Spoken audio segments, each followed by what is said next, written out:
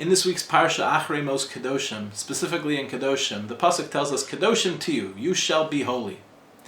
What does it mean to be holy? Well, there's a machlokas between Rashi and the Ramban exactly what it means, Kedoshim to you. Rashi says, "Prushim and arayos, stay away from things that are inappropriate relationships."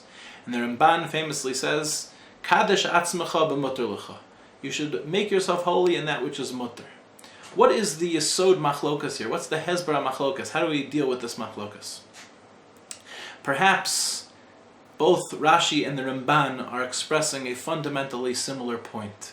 We are here in this world to build a dwelling place for the Ribono Shel Olam. That involves two levels of our engagement in the world. The first is sur meira, stay away from evil.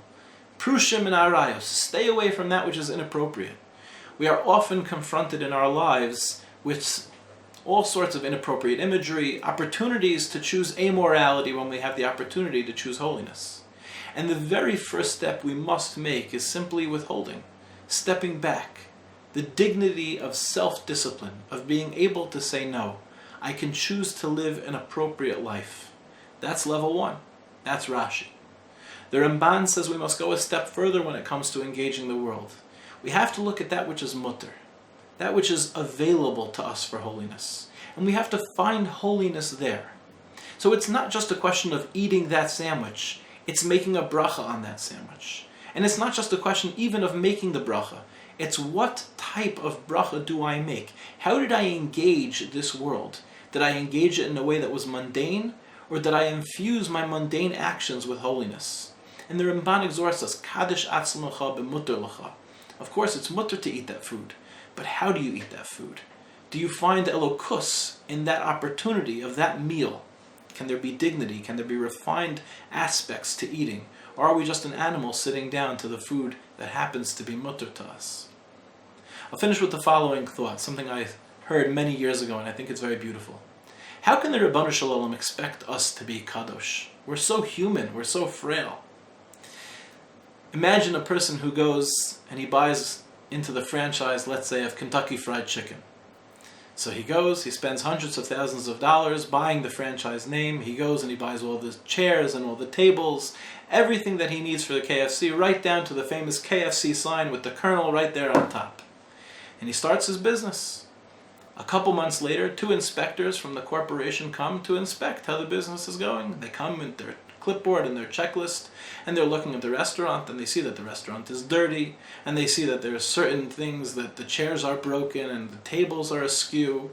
And they sit down, this owner of this KFC, and they say to him, "Listen, these are the changes you have to make." And he says, "I already spent hundreds of thousands of dollars getting your stuff. You have no right to tell me what to do."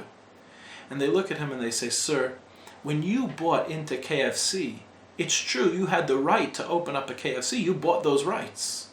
But wherever you go, you're saying, I'm a part of KFC. And therefore, your brand is our brand. And therefore, we have every right to tell you how we want our brand to be displayed.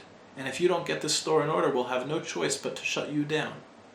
The Ribono Shel Olam says the same exact thing to us. He says, Kedoshim to you. Be holy. Why? Because I'm holy. Because that's what God is. God is the epitome of holiness. And we are the brand, so to speak, of HaKadosh Baruch Hu in this world. So God is not asking us to be holy because it's difficult and it's part of our growth. God is asking us to be holy because we are His brand in the world. We are asked to spread His message to the rest of the world. And therefore it's incumbent upon us to live a life that's in consonance with godliness. The good news is that when you're part of the brand, that's something that ought to inspire us. If we're part of the brand, it means the Ribono Shel Olam has chosen us to represent Him in this world. And no matter how difficult or how trying the circumstances are, when a person remembers that the Ribono Shel Olam chose me, and therefore I have to be parish min arayos, or I have to take the opportunity to endow the mundane with holiness, I can do it because the Ribono Shel Olam gave me the schus of being part of His brand.